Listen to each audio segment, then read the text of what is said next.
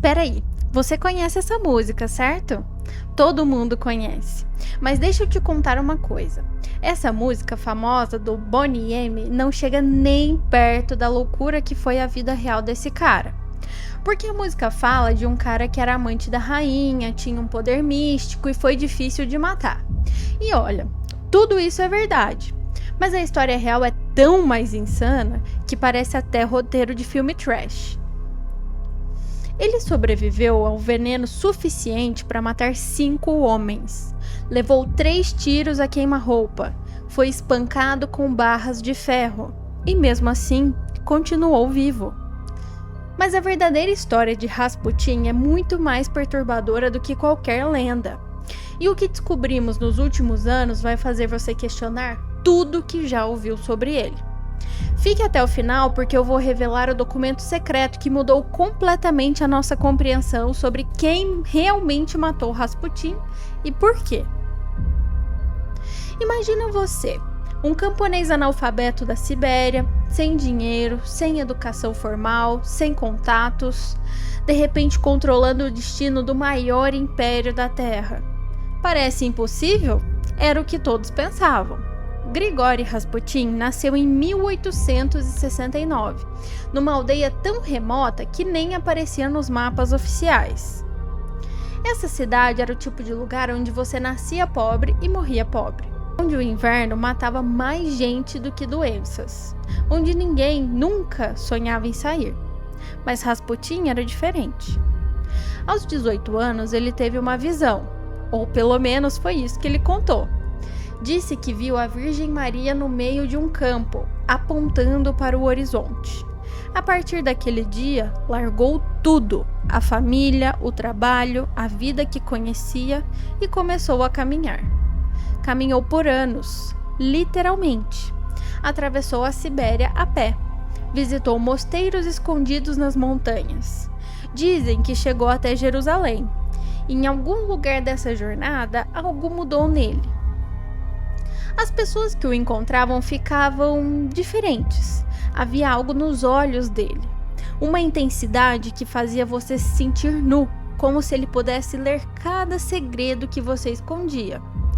Quando voltou para a Rússia, já não era o mesmo camponês ignorante. Rasputin havia desenvolvido uma reputação.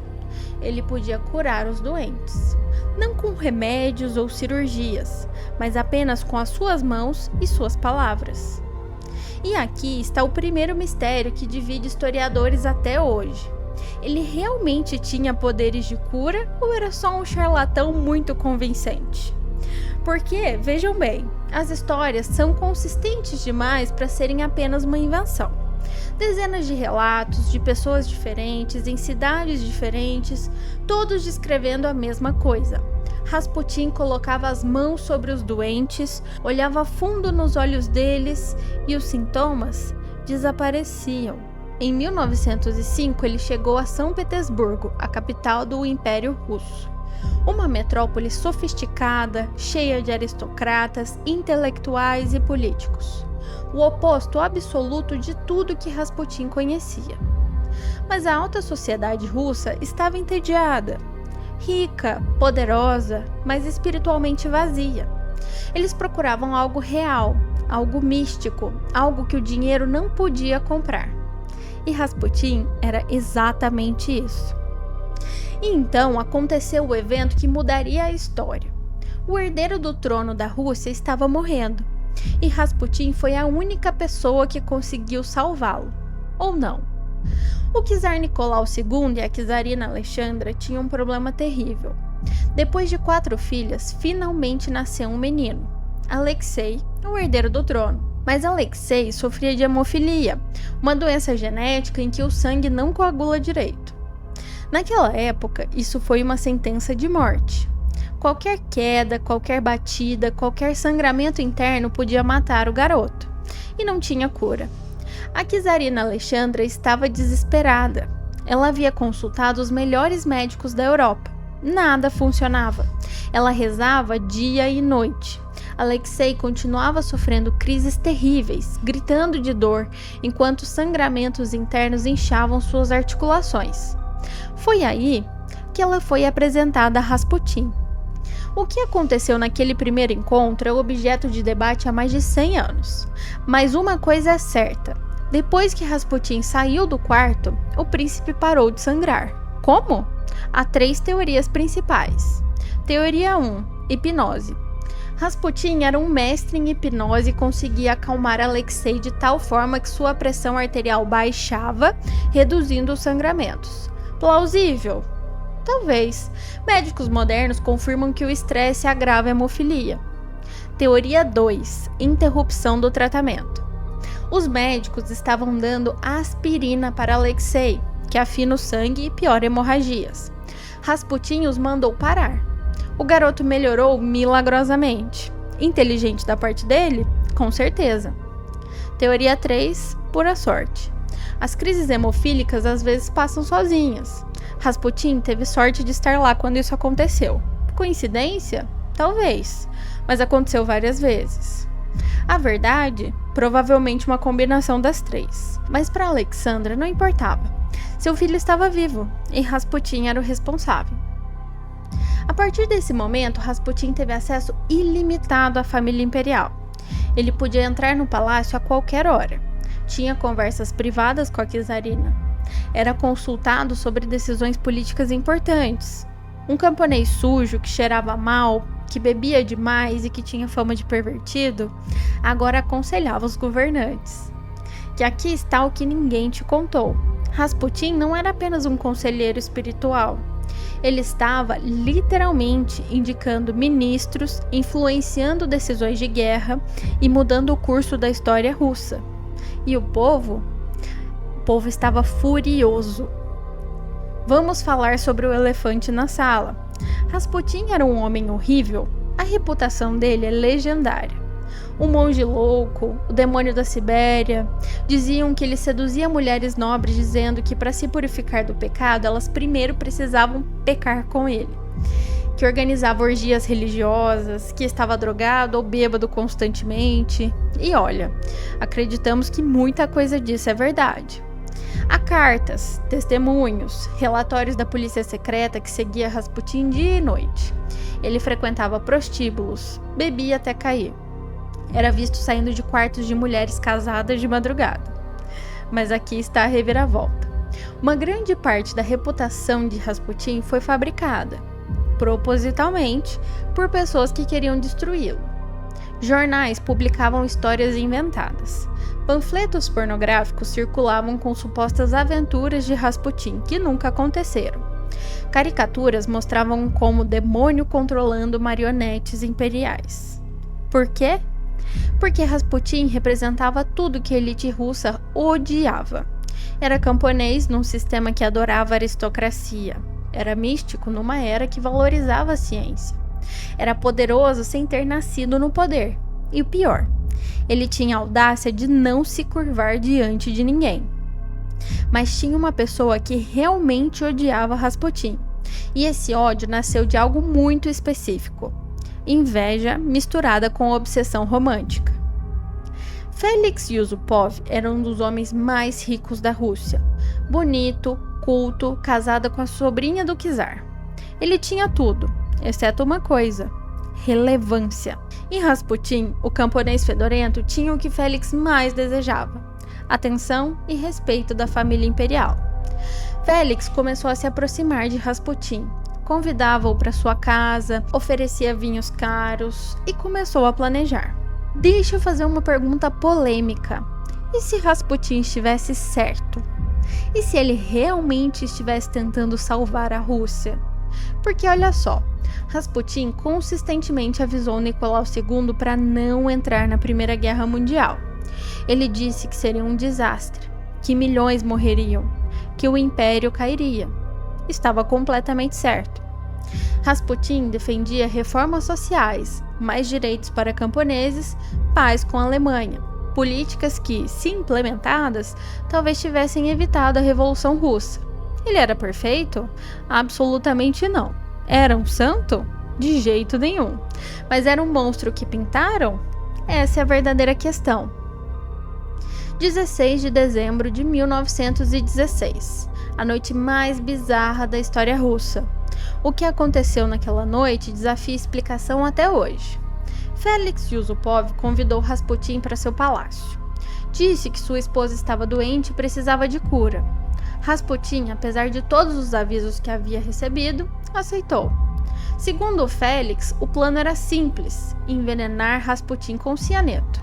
Eles prepararam bolos e vinhos com doses letais do veneno suficiente para matar 5 homens instantaneamente. Rasputin chegou depois da meia-noite, sentou-se e começou a comer. Comeu um bolo? Nada. Bebeu vinho? Nada. Comeu mais pedaços de bolo? Bebeu mais vinho. Félix e os seus co-conspiradores estavam entrando em pânico no andar de cima. O veneno não estava funcionando. Rasputin comeu veneno suficiente para matar um regimento e continuou conversando normalmente, como se nada tivesse acontecido. Como isso é possível? Depois de 2 horas, Félix desceu com uma pistola. Rasputin estava sentado, sorrindo. Félix atirou no peito dele a queima-roupa. Rasputin caiu, parecia morto. Félix subiu para avisar os outros, mas quando voltou, Rasputin não estava mais lá. Ele havia rastejado pelo chão e estava tentando sair do palácio. Félix gritou. Seus cúmplices desceram correndo, atiraram de novo e de novo. Rasputin levou 3 tiros. Ainda não estava morto. Eles o espancaram com barras de ferro, quebraram seu crânio, amarraram seu corpo e jogaram no rio Neva congelado. E aqui está o detalhe mais arrepiante. Quando encontraram o corpo 3 dias depois, havia água nos pulmões de Rasputin. Isso significa que ele ainda estava vivo quando entrou na água. Ele morreu afogado, não pelos tiros ou pelo veneno ou pelas pancadas. Durante décadas, acreditamos que foram Félix e seus amigos aristocratas que mataram Rasputin. Mas em 2004, documentos secretos britânicos vieram à tona. E a história mudou completamente.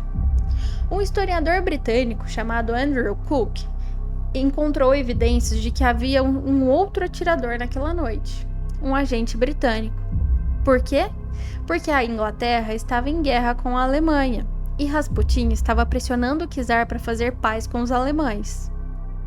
Se a Rússia saísse da guerra, a Inglaterra estaria ferrada. Então os britânicos decidiram: Rasputin precisava morrer. O tiro fatal, aquele que realmente matou Rasputin, possivelmente veio de uma arma britânica. A autópsia mostrou que a bala tinha característica de munição inglesa, não russa. Félix e seus amigos eram a distração. O verdadeiro assassino estava nas sombras. Mas espera, por que o veneno não funcionou? Essa é a resposta ainda mais perturbadora. Isso significa que 1. Ou Félix mentiu sobre envenenar Rasputin, talvez para tornar a história mais dramática. 2. O veneno tinha perdido a potência. Ou 3. Rasputin tinha desenvolvido alguma resistência àquele veneno. Aquela última teoria é a mais fascinante. Há rumores de que Rasputin, em suas viagens pela Sibéria, aprendeu com curandeiros locais a se proteger contra envenenamentos. Que ele tomava pequenas doses de venenos para construir imunidade. Verdade? Não sabemos, mas explicaria muita coisa. 2 meses depois da morte de Rasputin, a Revolução Russa começou. O czar Nicolau II foi forçado a abdicar. Menos de 2 anos depois, ele, Alexandra, Alexei e toda a família imperial foram executados. Tudo o que Rasputin previu aconteceu. Então, quem era Rasputin realmente? Um charlatão que manipulou uma família desesperada? Um místico genuíno com habilidades inexplicáveis? Um reformador político disfarçado de monge? Um pervertido que usou a religião para satisfazer os seus desejos? A resposta honesta? Provavelmente todos esses ao mesmo tempo. Rasputin era humano, cheio de contradições, capaz de grande compaixão e grande egoísmo, de sabedoria profunda e ignorância perigosa. Ele não era um santo, mas também não era o demônio que a propaganda retratou. Ele era um camponês siberiano que, através de uma combinação de carisma, sorte, timing perfeito e talvez até algum talento genuíno para a cura, chegou a um dos lugares mais improváveis da história. e pagou o preço final por isso. Então, o que você acha? Rasputin foi um vilão incompreendido ou um manipulador que mereceu seu destino? E a teoria da conspiração britânica, verdadeira ou só mais uma lenda? Deixa aqui nos comentários. E eu tinha prometido que teria um fato muito bizarro para revelar para vocês, certo? Mas atenção, não é possível comprovar se essa história é verdade ou não, ok? Não há pesquisa sobre isso. Porém, supostamente, antes dos executores darem um fim ao corpo de Rasputin, eles teriam removido seu órgão sexual por conta de todos os boatos que circulavam no reino.